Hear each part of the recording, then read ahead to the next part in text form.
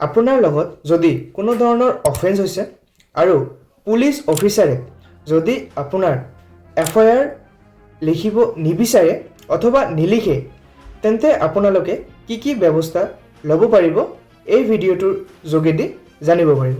This is Rahul, your legal friend and welcome to the Legal Vidya।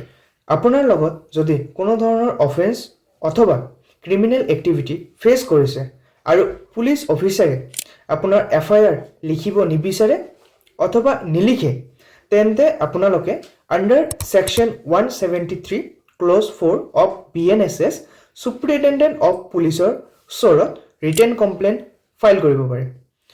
আৰু সুপ্ৰিটেণ্ডেণ্ট of পুলিচৰ পৰা যদি কোনো ধৰণৰ ৰেসপন্স অথবা ৰিপ্লাই নাপায় তেন্তে আপোনালোকে ডাইৰেক্টলি মেজিষ্ট্ৰেটৰ ওচৰত ৰিটেন কমপ্লেইন ফাইল কৰিব পাৰে। ইয়াৰ উপৰিও আপোনাৰ তাত আৰু দুটা ৰেমিডিজ আছে FIR ফাইল কৰাৰ। এটা হ'ল EFIR আৰু এটা হ'ল জিৰ' FIR। EFIR বেসিক্যালি আপোনালোকে অনলাইন যোগেদি ফাইল কৰিব পাৰে থ্ৰু দেয়াৰ EFIR পোৰ্টেল।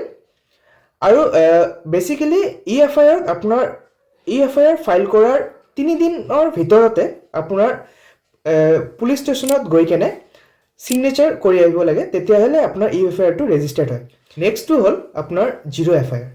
যদি কোনো পুলিচ অফিচাৰে আপোনাৰ FIR ৰেজিষ্টাৰ্ড কৰিব নিবিচাৰে বা নিলিখে তেন্তে আপোনালোকে ওচৰৰ যিকোনো পুলিচ থানাত গৈ আপুনি আপোনাৰ FIR ৰেজিষ্টাৰ্ড কৰিব পাৰে। সেইটোক জিৰ' FIR বুলি ক'ব আৰু the registered number of the FIR is 0। Thank you।